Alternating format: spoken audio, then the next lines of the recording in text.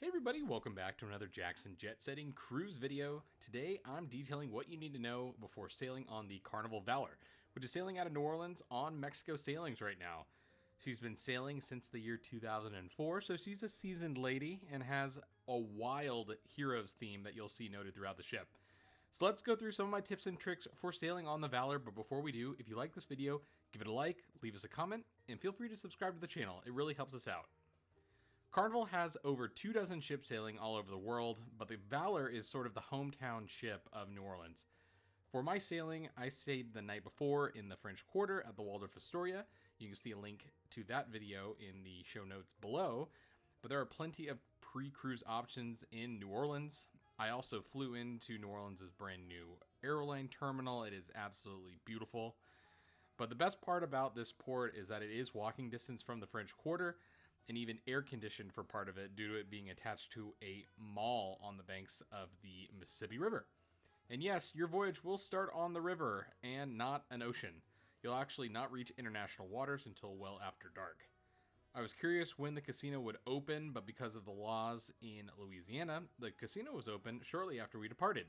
Drinks, however, had port taxes added until we entered international waters, even if you had the drinks package. I had a noon check-in time at Carnival's cruise terminal, which is pretty small compared to other terminals I've been to throughout Florida. The way I timed my arrival, I didn't spend more than 10 minutes in the terminal, but if you do arrive early, there are waiting areas after you clear security.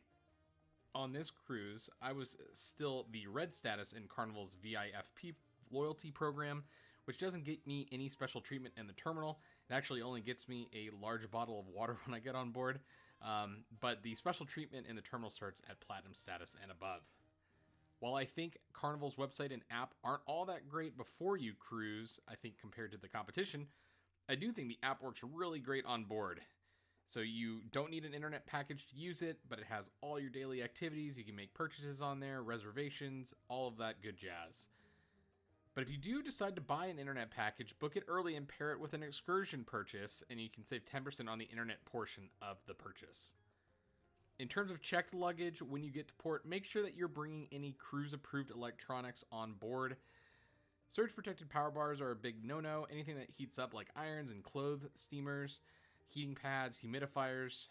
But there are self-service laundries on Carnival ships, including the Valor. The Valor allows you to bring one bottle of wine on board per adult, which can be a great savings to get your cruise started. They offer several different types of beverage packages on board, which can vary in price, but know that unlike other lines, Carnival limits you to 15 alcoholic beverages in a 24-hour period, starting at 6 a.m. If you hit your limit, non-alcoholic drinks are still available to be consumed for free. The ship has 2 dining rooms and 1 specialty restaurant, Scarlett's. I recommend Scarlett's, but know that the menu is very similar to other specialty restaurants and other Carnival ships, so you might have experienced it before if you are a loyal Carnival cruiser. There are also upcharge seafood and sushi options available on the buffet that I do recommend. I think I got a poke bowl, and it was about $10, and it was one of the best poke bowls I've had. The food on board Carnival was pretty great overall, even if it was free.